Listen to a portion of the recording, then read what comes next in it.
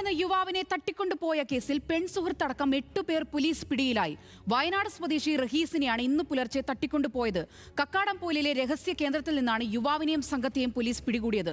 സാമ്പത്തിക ഇടപാടുമായി ബന്ധപ്പെട്ട തർക്കമാണ് തട്ടിക്കൊണ്ടുപോകലിന് പിന്നിലെന്നാണ് പ്രാഥമിക നിഗമനം. കോഴിക്കോട് കൊടുവള്ളി കിഴക്കോത്ത് സ്വദേശി അന്നൂസ് റോഷനെ കൊട്ടേഷൻ സംഘം തട്ടിക്കൊണ്ടുപോയത് ഇക്കഴിഞ്ഞ ജൂണിലായിരുന്നു. സാമ്പത്തിക ഇടപാടുമായി ബന്ധപ്പെട്ടുണ്ടായ തർക്കമാണ് തട്ടിക്കൊണ്ടുപോകലിന് വഴിതെളിച്ചത്. ഇന്ന് അതിന് സമാനമായൊരു സംഭവം ഇന്ന് കോഴിക്കോട് നടക്കാവിലുണ്ടായി. വയനാട് സ്വദേശി മുഹമ്മദ് റഹീസിനെ കൊട്ടേഷൻ സംഘം തട്ടിക്കൊണ്ടുപോയി. സാമ്പത്തിക ഇടപാടായിരുന്നു ഇതിൻ്റെ പിന്നിലെ കാരണം. ഇത് സൂചിപ്പിക്കുന്നത് സാമ്പത്തിക ഇടപാടുമായി ബന്ധപ്പെട്ടുള്ള തട്ടിക്കൊണ്ടുപോകൽ കോഴിക്കോട് ജില്ലയിൽ വർദ്ധിക്കുന്നു എന്നാണ്.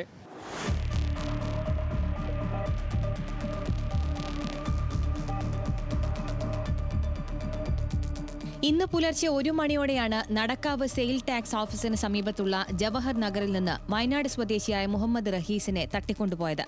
ഇന്നോവ കാറിലെത്തിയ 4 അംഗ സംഘം റഹീസിനെ കാറിലേക്ക് വലിച്ചുകയറ്റി കടന്നുകളയുകയായിരുന്നു.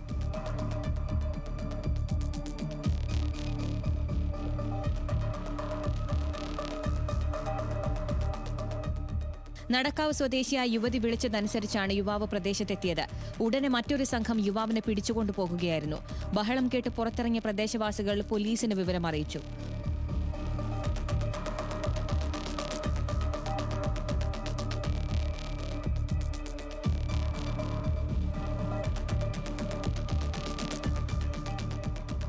CCTV ദൃശ്യത്തിന്റെ അടിസ്ഥാനത്തിൽ നടക്കാവ് പോലീസ് അന്വേഷണം ആരംഭിച്ചു.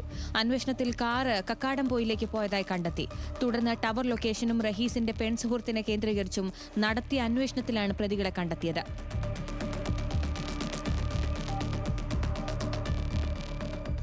തട്ടിക്കൊണ്ടുപോയി മണിക്കൂറുകൾക്കുള്ളിൽ കക്കാടംപൊയിലിൽ നിന്നും യുവാവിനെ കണ്ടെത്തി.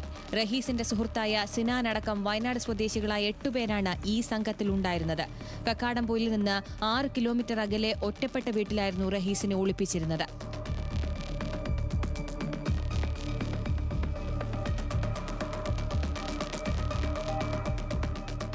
തട്ടിക്കൊണ്ടുപോയ 4 അംഗ സംഘവും ഇവർക്ക് സഹായങ്ങൾ നൽകിയ 4 പേരുമാണ് കേസിൽ പോലീസ് പിടിയിലായത്.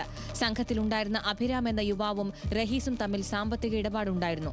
ഇതുമായി ബന്ധപ്പെട്ട തർക്കമാകാം തട്ടിക്കൊണ്ടുപോകലിന് പിന്നിലെന്നാണ് പ്രാഥമിക നിഗമനം. ജവഹർ നഗറിൽ താമസിക്കുന്ന സുഹൃത്തായ യുവതി വിളിച്ചതനുസരിച്ചാണ് റഹീസ് കോഴിക്കോടെത്തിയതെന്ന് അന്വേഷണ സംഘം പറയുന്നു. തട്ടിക്കൊണ്ടുപോയ സംഘവുമായി യുവതിക്കുള്ള ബന്ധവും പോലീസ് അന്വേഷിക്കുന്നുണ്ട്.